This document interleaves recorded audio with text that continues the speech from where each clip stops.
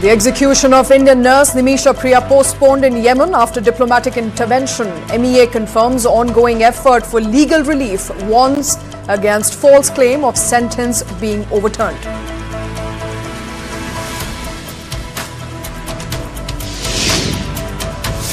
Union Minister Kiren Rijiju defends security presence in Rajya Sabha amid Kharge's protest over CISF deployment, says marshals acted as MPs disrupted the House. He adds that Parliament security decision rests with the chair and not with the government. Former JDS MP Prajwal Revanna convicted in rape case by special court. Survivor's testimony, DNA and video evidence leads to his conviction. The sentence is likely to be announced on Saturday.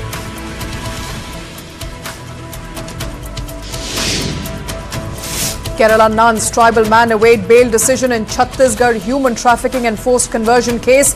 The prosecution cites early stage of probe. Defence lawyer says detention of the nuns based on unverified allegations. The court has reserved its verdict in the case for Saturday after hearing both sides.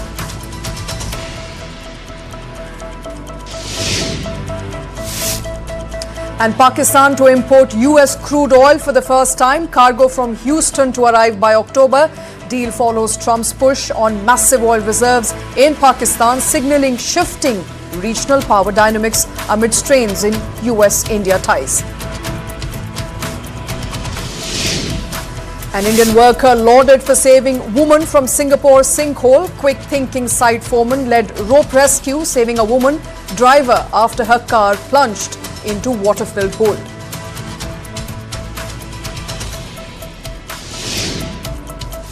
Shah Rukh Khan Vikram Masse shares the Best Actor honour at 71st National Awards for Jawan and 12th Fail.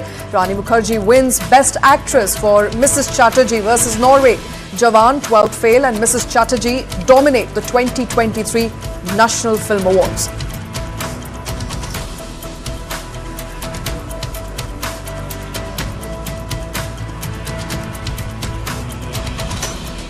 And those are some of the stories we'll be tracking here on the show, but also coming up very shortly, what does Trump tariff mean for India and Indian exporters after this very short break?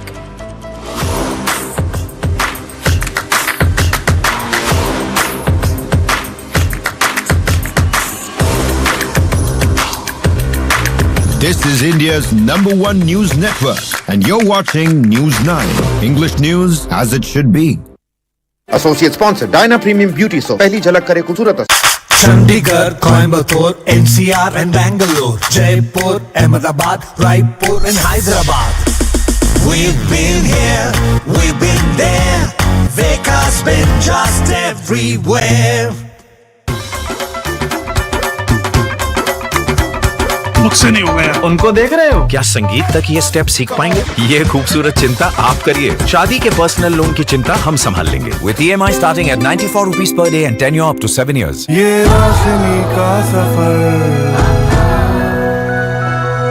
दिलचस्प है, दिलचस्प है। हम सूरज से सिर्फ बिजली नहीं बनाते हैं, खुशहाली को देश के कोने-कोने तक भी पहुंचाते हैं। ये रोशनी का सफर अदानी हम करके दिखाते हैं।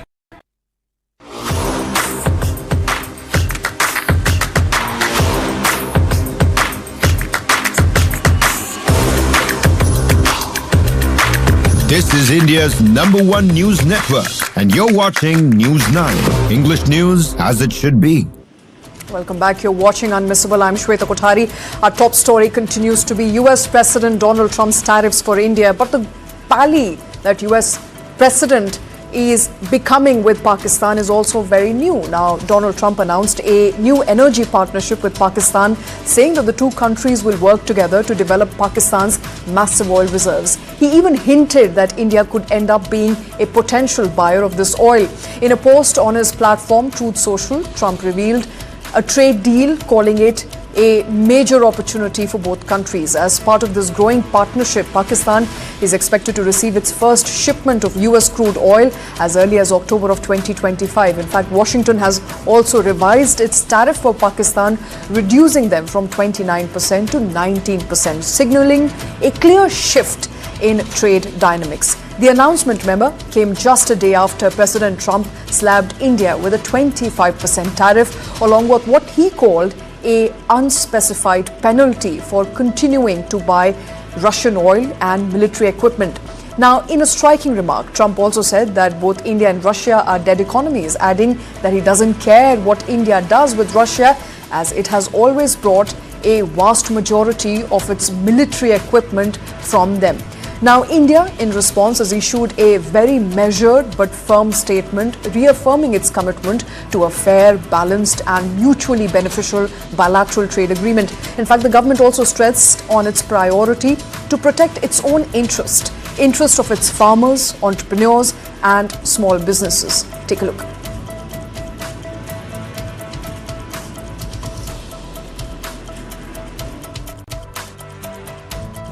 India and the United States share a comprehensive global strategic partnership anchored in shared interests, democratic values, and robust people-to-people ties. This partnership has weathered several transitions and challenges. We remain focused on the substantive agenda that the two countries have committed to and are confident that the relationship will continue to move forward. Meanwhile, US Secretary of State Marco Rubio appeared to downplay the tension, calling India a strategic ally, saying that it was unrealistic to expect allies to agree on every issue in foreign policy. So how does one look at Trump's oil promise to Pakistan and tariff diplomacy with Pakistan vis-a-vis what he announced for India? Joining me to discuss all these critical, changing geopolitical facets with US-India at the center of a major row are Jayant Dasgupta, former ambassador to WTO. Also with me is Professor Swaran Singh, Center for International Politics, JNU, and Ambassador J.K. Tripathi, former Indian diplomat. Thank you very much, the three of you, for taking time out, for joining me on the show today. I have to come to you first, Ambassador Jayant Dasgupta. We've been discussing the changing dynamics between India and US. But what's come as a surprise of late is how pally Trump is becoming to Pakistan, and not just that oil reserve deal that we saw being announced. We're also now looking at tariffs being revised downward for Pakistan. What are we making of this changing geopolitical order? Well, Pakistan is not a major supplier to the US of goods, and neither is it a major buyer. From what I have read, its exports to the US are just over about $7 billion, and it imports about $6 billion or thereabouts. So if you look at the total Pakistani exports and imports, it is below $100 billion, whereas for India it is much more. Many times more. As far as this oil business is concerned, and President Trump, his two sons and his son-in-law own 60% of an enterprise which has now joined hands with some kind of an institution in Pakistan to form the Crypto Council, which will perhaps yield rich dividends for the Trump family. That is what has appeared in the press. This happened about 2 months ago. Now, President Trump has been trying to also provoke India by trying to show that he is also quite pally with Pakistan. Now, this oil business, if you look at the facts, Pakistan has reserves of about 0.2 billion barrels of oil. India's reserves are $4.11 billion of oil, known reserves. So there is a scale of about 8 times more in India. Now, if the US wants to exploit this oil reserve, it will take at least 5 years, and also it has to sink in. Whichever company wants to go in there will have to sink in billions of dollars on oil exploration. Now, which company would want to do that is open to doubt. The last point I wanted to make is that one shipment of Texas oil is coming to Pakistan. Pakistan is a major buyer of Middle Eastern oil, and it also gets a lot of credit facilities from the Saudi government and the Saudi Aramco. So whether it will be able to pay, considering that its reserves are in the region of about $10 billion or give and take $5 billion, that is the kind of reserves that Pakistan has. So US may be interested in selling oil to Pakistan, but whether it would be able to pay for its oil, that is a problem which I'm sure his advisors would be telling President Trump about. So I don't think we should read too much meaning into more this. loan that you can take. there is always the financier by the way of China. I think that may just play up. But without making light of the situation, Professor Swaran Singh, a conversation and as a meme that I'm looking at on social media is that does Pakistan really have that much oil? If it does, it's news to even Pakistanis for that matter. But I have to ask you, this isn't the first time. If you are looking into the geopolitical, shake-up with how Pakistan is now having some sudden found interest in US, or rather US is having some interest in Pakistan. This geopolitics shift is not new. Every time and again, we have seen, Pakistan, in fact, being a close ally of the US in the past. But I think what's more harmful or hurtful to a lot of diplomats, to a lot of people looking at this scenario unfolding, is how Pakistan is being used as a bait by US president, continuously trying to taunt India in a way, saying India may soon end up buying oil from Pakistan. Indeed, I think that is the only use Pakistan has for United States to become a frontline state. So right now, for example, United States has developed major tension with Iran, and that makes Pakistan relevant. And now they want to taunt India, as you mentioned. That makes Pakistan relevant, but they will drop Pakistan without, batting an eyelid, as we have seen several times before. And Pakistan knows that also. Now, as for the oil, United States definitely is looking for more buyers of US oil, because Donald Trump wants to increase its US exports. The fundamental reason for the paranoia that is driving this knee-jerk, whimsical, mercurial kind of initiatives from President Trump is the fact that United States world trade today has a trade deficit nearly $1 trillion. And who is its main adversary? China. China has trade surplus of nearly $1 trillion, and that is what creates paranoia in United States. And of course, US now has a debt which is more than 133% of its GDP, which itself is inordinately large GDP of about $28 trillion. So he has reasons, and same are reasons for India. India's trade deficit in terms of goods trade is now $45 billion, and in last 5 years this has increased over a period of time.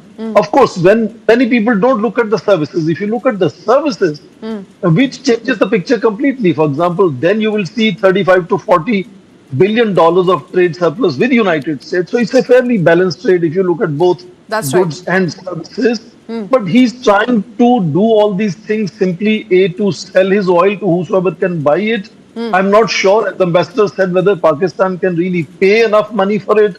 Pakistan's oil, whatever it is, reserves are scattered and therefore not commercially easily viable. Right. And anyone who goes there will have to build pipelines, refineries, ports, storage and safety. Look at China. China has faced major insecurity in its investments in Pakistan. So, these are only hawks gestures. That's right. Fundamentally to push India, because you see, 1st August deadline was for tariffs. It's not a deadline for negotiations between India and United States. Which brings me to an important point. The negotiations, as we both all know now, will carry on. That's exactly what Trump said, and Indian government has also reiterated that we're still trying to arrive at a negotiation. Perhaps the 5th round of conversation, which are slated to happen in August, could see some sort of breakthrough. What are your expectations, Ambassador Dasgupta? Are you hoping that there will be some relenting on India's part? Because what we do know so far, that the only two obstacles that India and US trade deal are facing is by the way of concessions in dairy and farm sector. Do you believe India will make some concessions? I don't think India has any leeway in making concessions on dairy, genetically modified foods, and in certain sensitive areas of agriculture. There is just no leeway that India has. So that is, I don't think that is going to happen. That is the first thing. The second thing is, President Trump keeps shifting the goalposts all the time. He's now talking of Russian oil. He talks about military supplies. Tomorrow he may say something else altogether and say that I will slap further tariffs on you. In the case of Brazil, he has said you are not treating ex-President Bolsonaro well. So 50% tariffs. Brazil actually has a trade deficit with the United States. So according to the formula that President Trump had applied, Brazil should not have been slapped with any tariffs at all. So it is a kind of a moving, target which he is setting. And India has already, from all the reports that have emanated, has made very good offers. If President Trump feels that he can pressure India and he can coerce India and get a better deal, I think he is mistaken. And India has the habit of digging its heels in. It will stand firm, and the ensuing talks from the 25th of August in the 6th round may have this huge overhang of the 25% tariffs, and it may vitiate the atmosphere also. I mean, no unpleasant interactions will take place, but India's stand, I think, will get even more, rigid, if at all. I was quite surprised, Ambassador, to hear that Trump and many people in his government said that US negotiators are frustrated. I believe, if anything, Indian negotiators would be frustrated at this point in time. If there are only 2 points of contention and they're important to the Indian government, they're important to India's farm sector, then and they are non-negotiable. So perhaps US should have buckled by now, because from all the conversations that we saw happening between the delegations, it appeared that India is ready to budge everywhere else. And Trump also said that India is very willing to open up most of its sectors. So if there are only 2 sectors which India is not ready to budge for its own internal reasons, then perhaps there should have been made an exception. But I think what came as the worst sort of surprise, Professor Swaran Singh, was a penalty for buying Russian oil and Russian military equipment. Now, the penalty, we don't know the number yet. That number hasn't been discussed, hasn't been arrived at, I'm given to understand. While, the tariff kick in starting today, the penalty would kick in at some point of time. We'll get a number later. But that comes out of nowhere. That was simply unexpected. And it does look like, there are pressure tactics being used by US to arrive at a deal that it thinks is fair. Absolutely. In fact, when Prime Minister had gone to United States in February, there were conversations that India would like to explore possibilities of buying more defense equipment from United States, also buying more of energy. And even in the media, there was talk about $25 billion worth of annual purchase of American oil potentially. So India has not been shy of making offers of, finding where we can help United States in enhancing their exports. And in that sense, there was also conversation of small modular reactors for nuclear power generation. So there are constantly, from February, if you notice, from the time budget was presented and Harley-Davidson tariffs were being brought down, India has made constantly piecemeal gestures of concessions, including even in agriculture. India doesn't produce too much of soybean, for example, and United States is a major exporter, and India is willing to enhance the import of soybean, for example. Right. But as Minister has clarified again and again, now in Parliament as well, that India's micro, small and medium industries, labor-intensive sectors are not where India can go beyond a point to make concessions. And I always remind sort of few of yours, look at the 2018 RCEP, Regional Comprehensive Economic Partnership, that India engaged in serious discussions to make Asia's world's largest free trade area of 16 nations. But India had to walk out of it in last hour because India could not really make concessions or compromises on labor-intensive sectors. Right. So in this case, particularly agriculture and dairy, but even others, pharmaceuticals even, there are sectors where India has made gestures and offers. And in that sense, I think counter offers have to come from United States as well. It can't be one-sided. Now, as Ambassador will vouch, diplomacy and negotiations are all about finding a golden mean that serves interests of both sides. Right. Now, it's not the give and take approach that President Trump has. He only wants to take and not give anything in that return. And that is where I think it is not a matter of whether Indian side is frustrated or American side is frustrated. Both sides will have reasons to feel concerned on many areas because both sides will have to make concessions. And if it is a diktat that only India should be making compromises, it's not going to lead anywhere because beyond a point, India will not. I'm not saying India shall not. India will not be able to make concessions beyond a point. And United States fully understands that. I think this is only pressure tactics. And they know that negotiations are going to continue in coming weeks. Even these tariffs are going to start from 7th of August. So we might see several tweets every morning coming from President Trump, and maybe changing language even in next 7 days when these tariffs have to actually hit the ground. There is no clarity as to how they are going to be implementing these. It's a blanket 30%, 25%, how they are going to be deciding which sectors and how much. And in that sense, if that clarity doesn't come in, there is already paranoia. There are estimates that India's exports to United States to come down from 87%, $87 billion to $66 billion, about 1/3 reduction.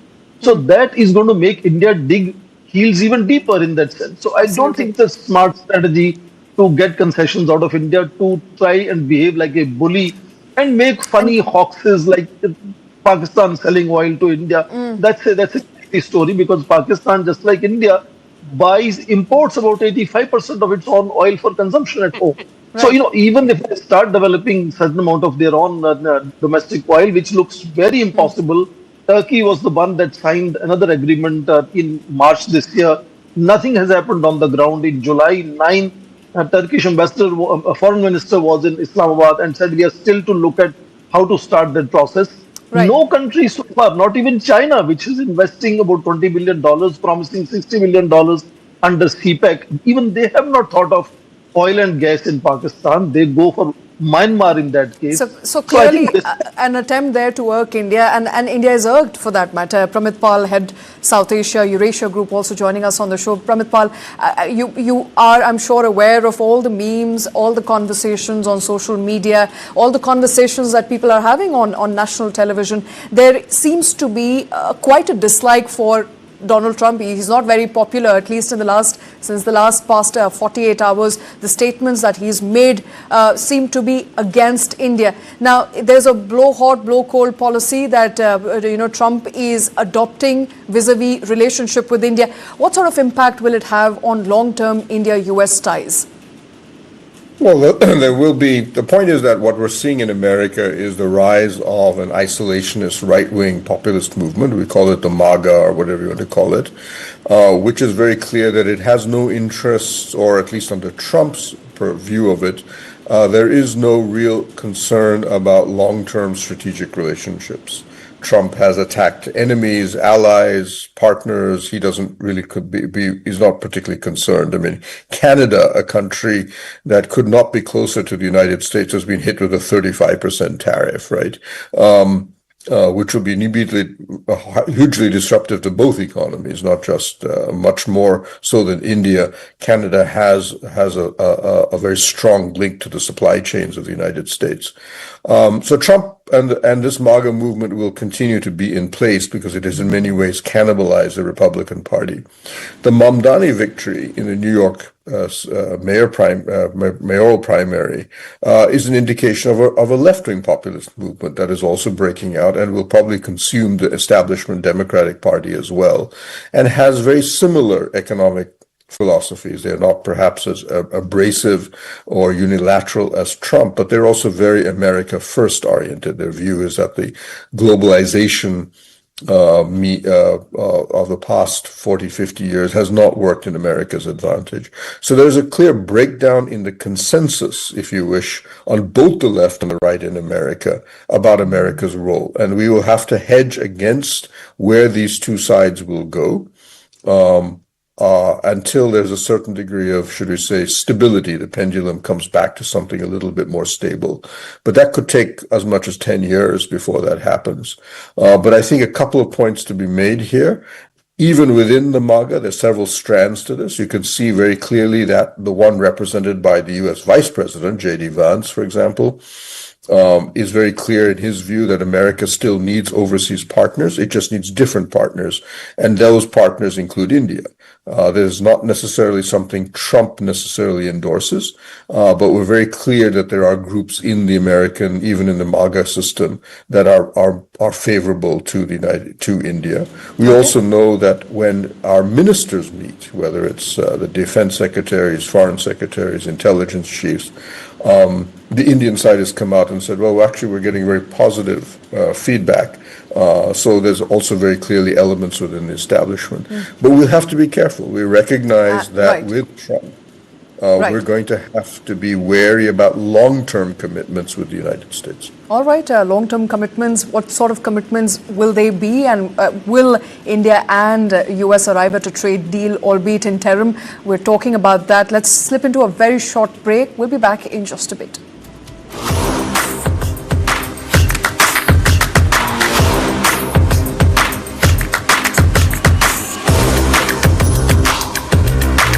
This is India's #1 news network, and you're watching News9, English news as it should be.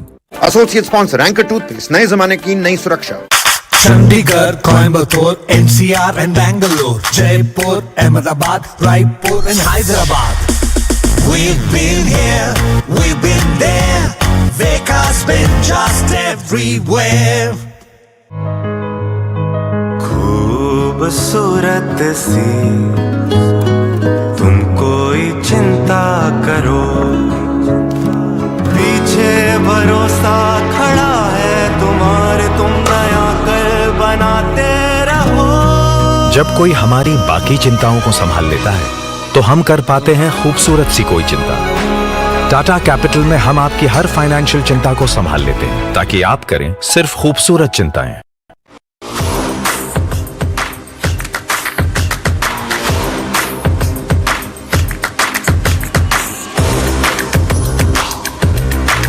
This is India's #1 news network, and you're watching News9, English news as it should be. Welcome back. You're watching Unmissable, and we are discussing Trump tariffs and the growing relationship between Pakistan and United States, and what does it really mean for India. On the show with us is Jayandas Gupta, former ambassador to WTO. Also with us is Professor Swaran Singh from Center for International Politics, JNU. Ambassador, I think one of the conversations, and we would like to wrap up with, would be what happens hereafter. We now know that an interim deal could be arrived at, may not be arrived at, but we're looking at a trade surplus of almost $40 billion plus with the US. And if a trade deal were to not go through and there is no consensus going forward, how badly will we be hurt? There are some estimates which have appeared, and because it's a constantly changing field, Pakistan, the tariffs have come down to 19 now. Bangladesh also, which is our major competitor for apparel, which we export in large quantities to the US. They were slapped with 35% tariffs. Yesterday, I think it has come down again to 19 or 20. And Bangladesh chief advisor Yunus has been speaking about how good a deal they have got, and India has failed to do so. So these are just irritants. Now, GTRI, the Global Trade Research Initiative, has calculated, it could be very wrong, that there could be a loss of about $25 billion worth of exports out of $87 billion. Now, that is one thing which we have to factor in, that there will be a loss of exports. Now, it will be on account of two things. One, that with the tariffs going up for all countries, there would be a contraction of demand definitely in the US. Consumers are not going to pay as much for buying the same volume of goods. So they will spend the same amount of money and they will get less. So the volumes will suffer. Right. So that is one thing which has to be factored in. It will go down for all countries if Trump persists in keeping the tariffs in place for very long. But of course, there are issues that he may not be able to do so beyond, let's say, 9 months or so, because by June 2026 or even before that, there would be this backlash from the people and from the Republicans themselves, as Pramit Pal Chaudhary has mentioned. There are divisions even within the MAGA. So the loss to our trade will definitely be there. Now, on the other hand, we have to also calculate, for instance, if we want to escape paying this additional or penalty or whatever President Trump calls it, on account of dealing with Russian oil. At the moment, we are buying approximately $59 billion worth of Russian oil. Right. And if we, buy it from the open market, we will probably have to pay much more. So let's say we will have to pay $25 billion more. And we will also be annoying Russia, which has been a steady partner of ours, which has been through thick and thin with us. So things have to be seen on balance. And the last point I wanted to mention is President Trump, by his tweets and his saying India is a dead economy and Pakistan will sell oil to India, etc. I think he is making it very difficult for India also to come to an agreement, because it is a one-sided agreement that President Trump has in mind. He is not going to concede anything, as Professor Swaran Singh was mentioning. There is no reciprocity in this. I will, raise the tariffs to 26. I will reduce it to 19, and for that you have to pay so much. I will not reduce it beyond that to the pre-Trump era of December 2024. So there is no reciprocity. Now, all this is going to get a one-way friendship, a one-way deal that right. perhaps India will not be very happy to arrive at. No, it is going to be very difficult for India to concede ground now after it has blown up and President Trump has gone to town bad-mouthing India in a sense. So it is going to, he's making it more and more difficult for India to agree to any deal. But India's reaction has been extremely mature. I think everybody in Indian diplomacy, in the governance in India, as well as the common people, we all realize this is extremely childlike to go out on record to say things without attribution, absolutely factually incorrect, to make light of very serious situation. I think that's as volatile as it can get. And for somebody to be sitting in the chair of President of the United States, to be acting like a petulant child, I think it's not serving the United States very well at this point. But before I let you go, I also have to ask you, Professor Swaran Singh, I think it's also time for India to relook at the partners it can potentially make for its exporters, because the export market will likely suffer, and that volume has to go out. It has to be sold to somebody. What are the chances, what are the potential partnerships that India can carve out in absence of a better India-US deal? Howsoever foolhardy the policies might look, it's also true that President Trump is world's most powerful leader of the most powerful country. United States is the largest consumer and therefore largest recipient of exports from several countries. For example, India's largest trading partner, largest source for India's exports. So such policies will create costs, will create challenges. I remember Ambassador was mentioning about garments and apparels. India doesn't have a very big share in United States, buys around 80 to 90 billion dollars of garments every year. India sells about 10 to 15 billion dollars. On the other hand, European Union collectively buys about double, 200 plus billion dollars of garments and apparels. India there is only selling about $5 billion. So, diversion where we will not have a similar, sort of high tariffs facing making India's garment industries less competitive. Clearly, in case of American imports, you will have now Bangladesh, Vietnam, even Indonesia having advantage over India. So India will have to start looking at alternatives. And it's not just India. Whole world virtually is looking for alternatives and start making new partnerships and look for other supply lines in that sense. So India's recent FTA with UK can be an encouraging point to accelerate India's FTA with European Union.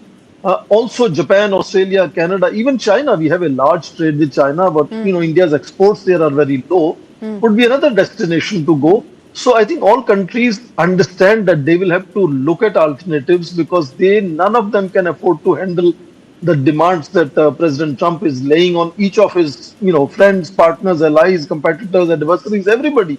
Same language, same deadlines, same diktats. So it has rattled everybody, but nobody wants to confront him because he's most powerful leader of most powerful country. And in that sense, they will find ways and means, and I'm sure India will find ways and means.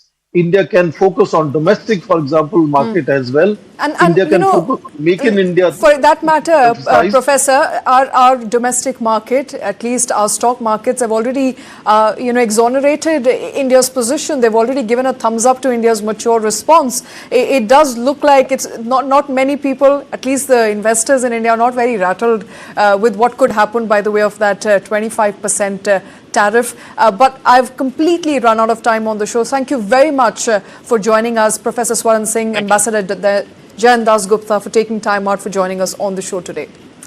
And moving on, leader of opposition Rahul Gandhi attacked the Election Commission once again. Speaking to reporters outside the parliament, he accused them of being complicit in vote chori and working for the BJP, and that he and the Congress party will soon expose them with 100% proof after his party has done a 6-month long investigation, and that he and his party were coming for the EC, the Election Commission, and they would have to pay and have nowhere to hide. Listen in.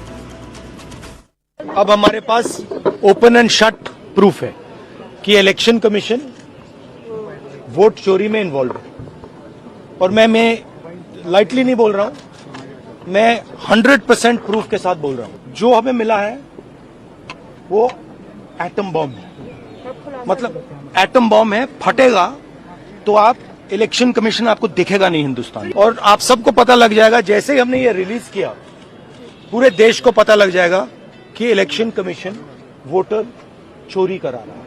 किसके लिए करा रहा है? BJP के लिए करा रहा है. ओपन एंड शट है. And then hours later came the pushback. The Election Commission of India strongly rebutted allegations of electoral misconduct made by leader of opposition Rahul Gandhi. They released a 5-point statement criticizing him for making wild allegations while refusing to engage with the poll body despite repeated communications. They listed out how they had mailed him and how he did not come out and respond. They also called out his allegations and said that it is very strange that he is making wild allegations and has now even started threatening Election Commission, and that it was deplorable.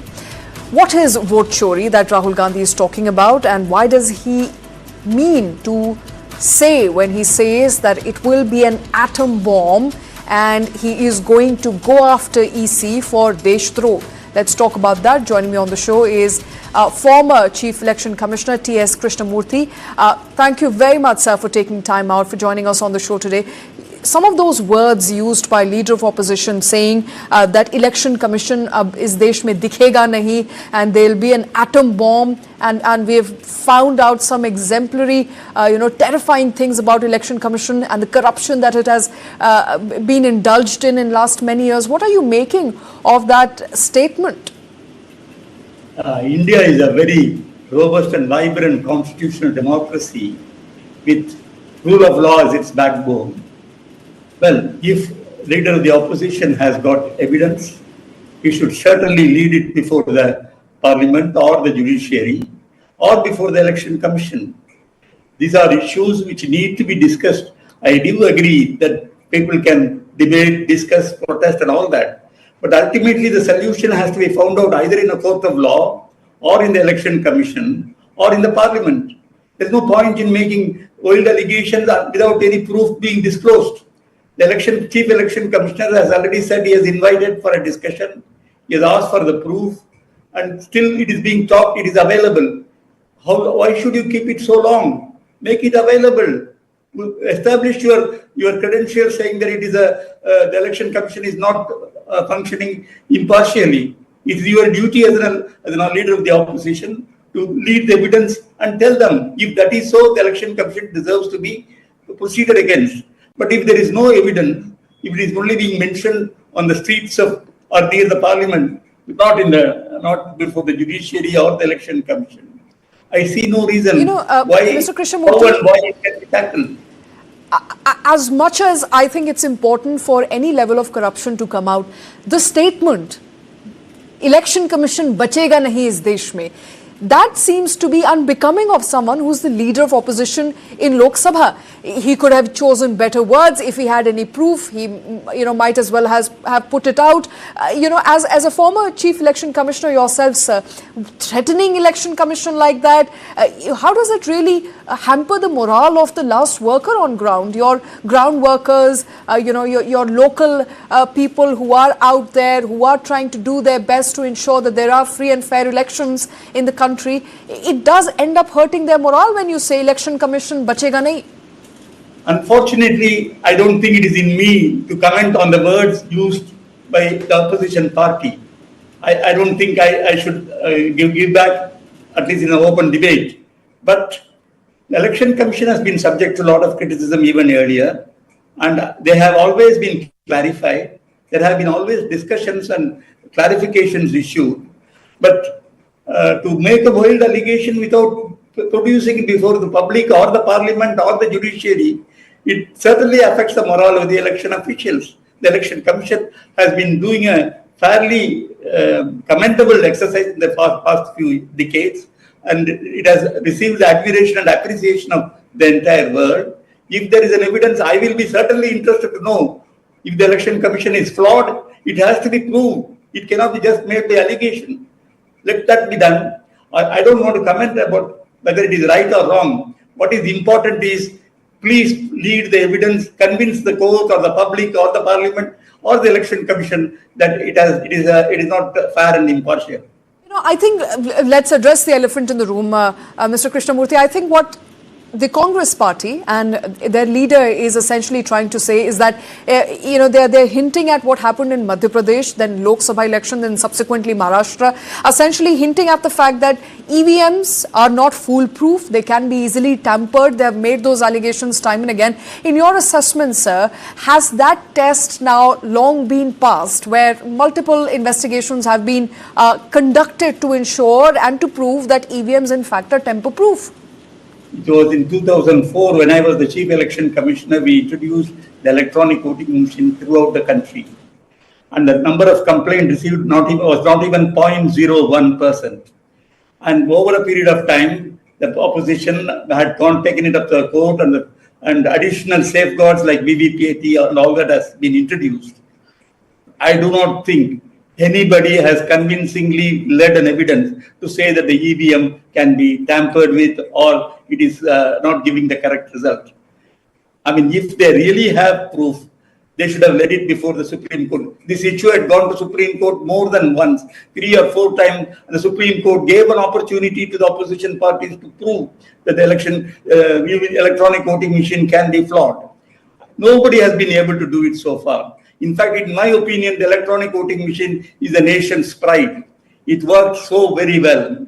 If there is any need for improvement, yes, we should do that. But without even giving any indication how it is flawed, you can't be making an moral allegation that EVM has been tampered with and so on. There can be human aberrations when you use the machine or something like that. But don't blame the machine. The machine is absolutely credible. I have no doubt whatsoever. And I have checked it up with the committee which had gone into the credibility of the machine. In fact, he told me he had employed 50 electronic engineers to break open the machine and to find out a flaw. Nothing has been found so far. The EVM has served the country very well. It is absolutely credible. If you have any proof, please suggest, bring it before the court of law. Please convince us. We will certainly, the Election Commission will certainly take review action. All right. You know, the criticism of Election Commission is not dying down anytime soon. In fact, it's only reignited now after the SIR exercise which is being conducted in Bihar. And one of the allegations that Election Commission today is also facing is that it's a tool being used by the ruling government. How much or to what extent do you agree with that statement?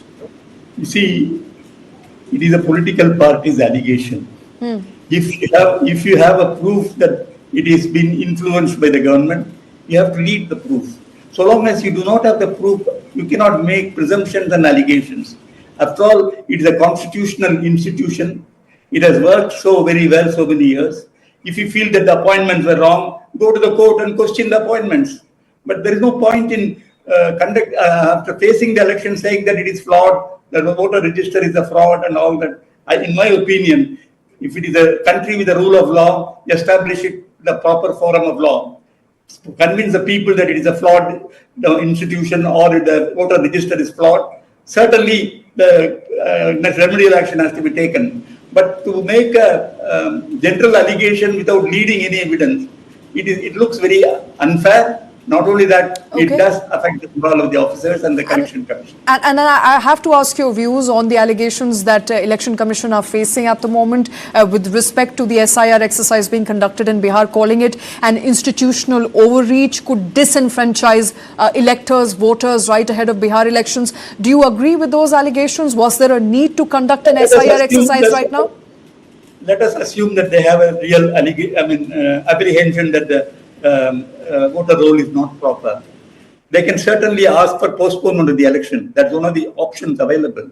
They can certainly lead the evidence before the Election Commission or before any independent agency how the election register has been tampered or has been interfered with. You see, it is the duty of the Election Commission to allow the citizens alone to vote. These are conditions prescribed in the Constitution and Representation of People's Act. If you think that the time is inadequate, certainly ask for more time. Certainly ask for the postponement of the election. It is not very difficult to do that. The court can allow postponement of the election by a month or two. But to say that, the exercise itself is wrong, it is questionable, its integrity is questionable, I'm sorry, I'm not able to agree with such allegation without any proof.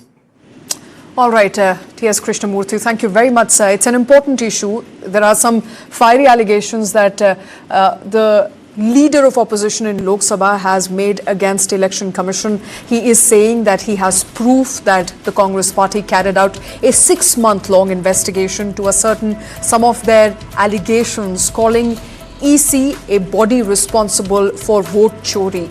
Now, those allegations haven't been proven yet. Much of the fact is not out. We'll wait for that to come out. But time now for a very short break. We'll be back in just a bit.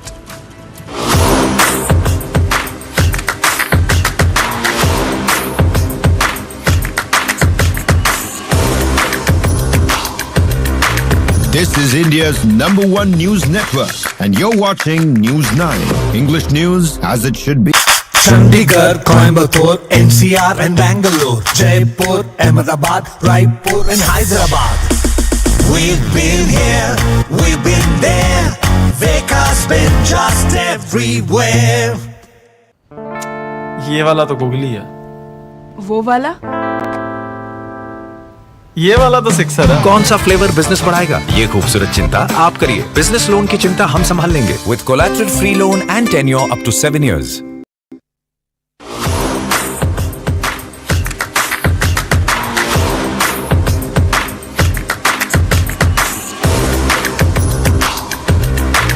This is India's #1 news network, and you're watching News 9. English news as it should be. Welcome back. You are watching Unmissable. In a landmark verdict, former JDS MP Prajwal Revanna, grandson of former Prime Minister H.D. Deve Gowda, has now been convicted in a rape case by the special court set up to try criminal cases against sitting and former lawmakers. This is the first conviction among 3 rape cases and 1 sexual harassment case filed against Prajwal Revanna. The survivor in this case, a 48-year-old former domestic worker at Revanna's family farmhouse, Hassan, has levelled serious allegations of repeated sexual assault. With arguments on the quantum of punishment yet to take place, the sentencing is expected to be pronounced on Saturday, which is tomorrow. The trial progressed swiftly with daily hearings over just 2 months. Senior advocate Ashok Nayak, who appeared as special public prosecutors, credited the survivor's courage for the speedy conclusion of the case. Here in this case, where I examined 26 witnesses on behalf of the prosecution, though I was cited more than 100 witnesses, and I got marked 180 documents in favor of the prosecution. Defense also got marked 2 documents, D1 and D2. That's all. And main evidence is of the victim lady. That is very, very much convincing one. Hence, I think much importance was naturally goes to the evidence of the speed of the trial and the way things went. Yes, 38 adjournments court taken. I think this is one of the recent cases. Very fast trial has been taken consideration and disposed. 38 adjournments, including argument dates. The Special Investigation Team has filed a 1,632-page charge sheet in September of 2024, listing as many as 113 witnesses. Prajwal was booked under multiple sections of the Indian Penal Code. The charge sheet details that the victim was raped twice in 2021, first at the family's Hassan residence and again at Basamgudi home in Bengaluru. A key piece of evidence, a video allegedly recorded during the first assault. In it, the victim is seen resisting and breaking down. Forensic analysis reportedly confirms Prajwal's presence, even though his face is not clearly visible. Further damning evidence includes recovery of Prajwal's DNA from a sari belonging to the survivor, which she had stored in the same house as she worked in. This conviction is not just a personal setback for Prajwal Revanna, but also a significant blow to the image of JDS first family, with serious political repercussions likely to follow.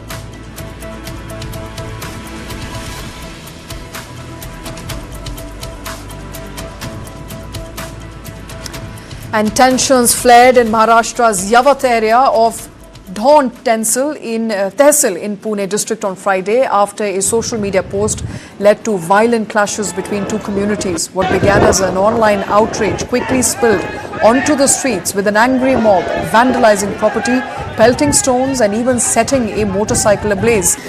To control the escalating situation, police were forced to fire tear gas shells and carry out a mild lathi charge. A sizable police force has now been deployed in the area.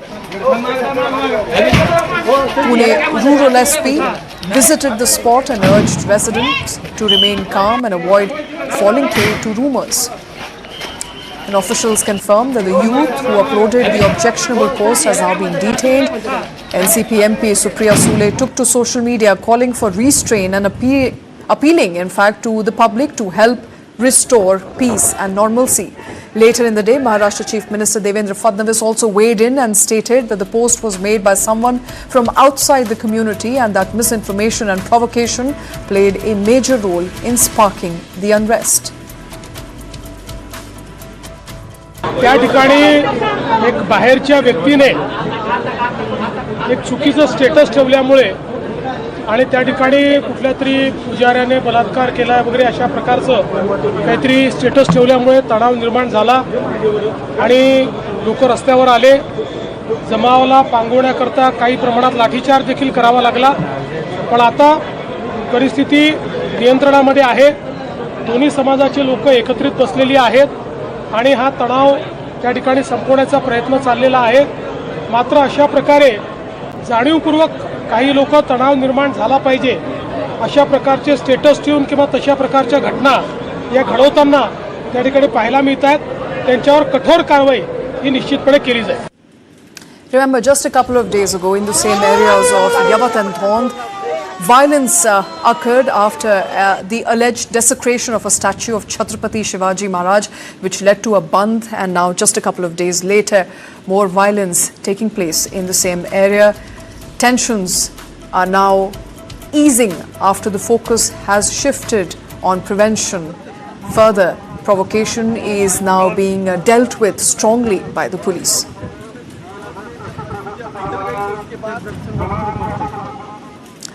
And explosive claims have emerged in the Malegaon 2008 bomb blast case, and they come from none other than Mehboob Mujawar, a former ATS officer and a key witness. For the first time, Mujawar has gone public, alleging that he was pressured by top ATS officials, including Parambir Singh, to falsify and implicate RSS chief Mohan Bhagwat in what he now calls a fabricated saffron terror theory. He claims, and I quote, "I was ordered to arrest Mohan Bhagwat. This was all a part of a political agenda to push the idea of saffron terror. I refused and they tried to destroy my life." Mujawar said he was removed from service, jailed under false charges and targeted for not complying with what he called illegal directives. Take a look. आदरणीय मोहन भागवत जी, इनको भी लाने का मेरे को आदेश था। Sir, ये आदेश किसने दिया था मोहन भागवत जी को हिरासत में लेने का? मेरे जो इंचार्ज थे मोहन भागवत के बारे में या मेरे तपास के बारे में, वो परमवीर सिंह और उससे भी हायर अथॉरिटी जो थे उनका आदेश था, और उनके आदेश के मुताबिक मेरे को महाराष्ट्र में से 10 कर्मचारी मेरे मदद के लिए दिए गए थे। Service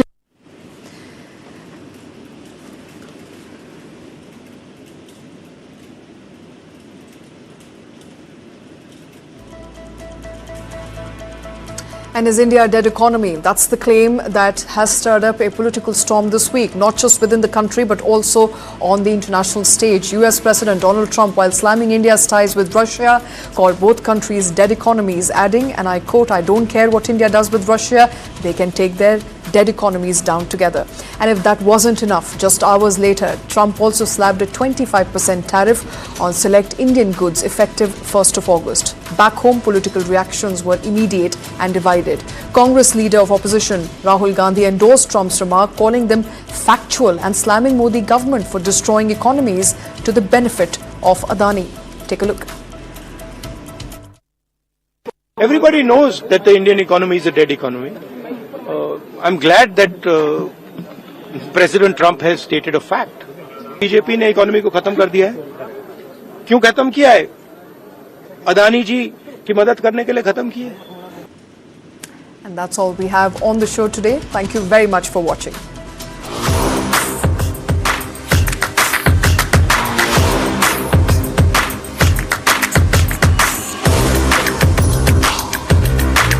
This is India's #1 news network, and you're watching News9, English news as it should be.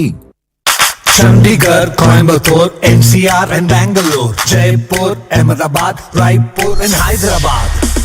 We've been here, we've been there, Veka's been just everywhere. Go condoms? It's over there. क्या ये different sizes में आता है? Actually, sir, size matter नहीं करता. तो फिर क्या मैटर करता है? The hardness Of the condom. of what's inside. For the first time ever, presenting Hard Rock Gel, the hardness gel for men. अब free हर score condoms के 10 pack के साथ. Women in West Bengal should be assured that it is a safe place for them, because justice should be done, served cold, quickly, and it should be done in a way that it is transparent. Peace and prosperity cannot coexist with terrorism and proliferation of weapons of mass destruction in the hands of terror groups. These visuals are the most defining moment when India's defense minister called out China's bluff. The memories of emergency have again become very, very relevant. There is no excuse. It subverted our constitution.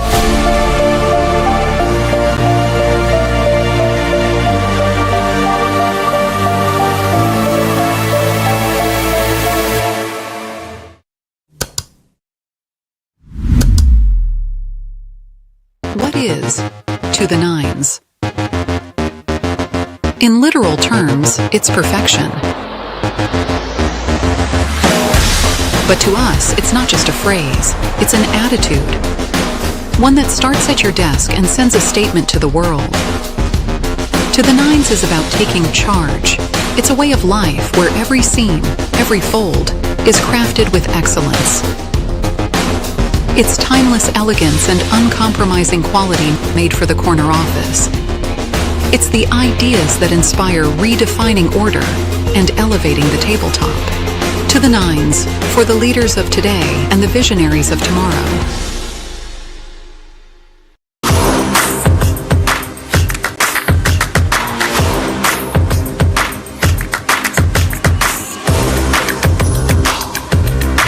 This is India's #1 news network, and you're watching News9, English news as it should be.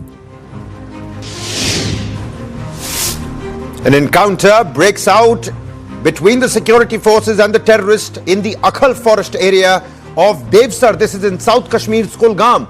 Joint team of the police, the army and the CRPF collectively launch a cordon and search operation. Encounter still underway.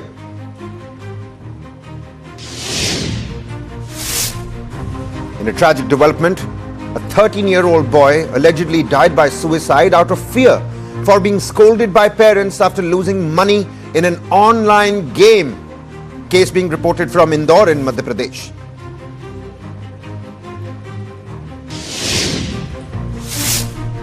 The Election Commission wraps up the special voter list revision. Of the 7.89 crore voters, only 7.24 crore forms were received and over 65 lakh names dropped from the draft roll.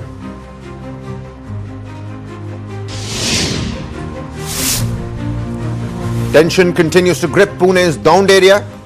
Even after the police has come out and said that the situation is under control, all over the communities is clash over a social media post. Now, Section 144 has been imposed till tomorrow afternoon.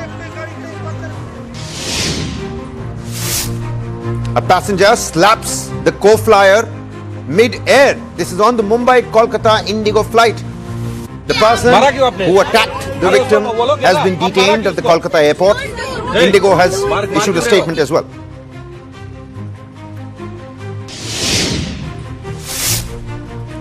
The Noida police bust a fake call center running technical support scams on foreigners. 18 have been arrested for using remote access applications and crypto to extort money.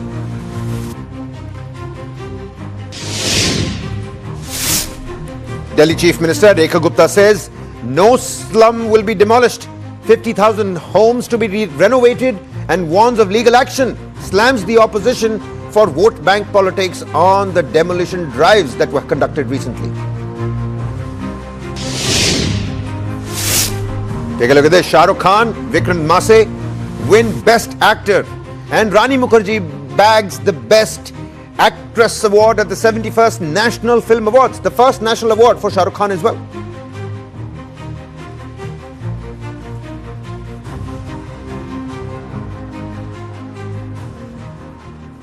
All right, then let's begin the broadcast with quick breaking developments from Jammu and Kashmir. We're picking up that an encounter has erupted in the Akhal area of Kulgam district.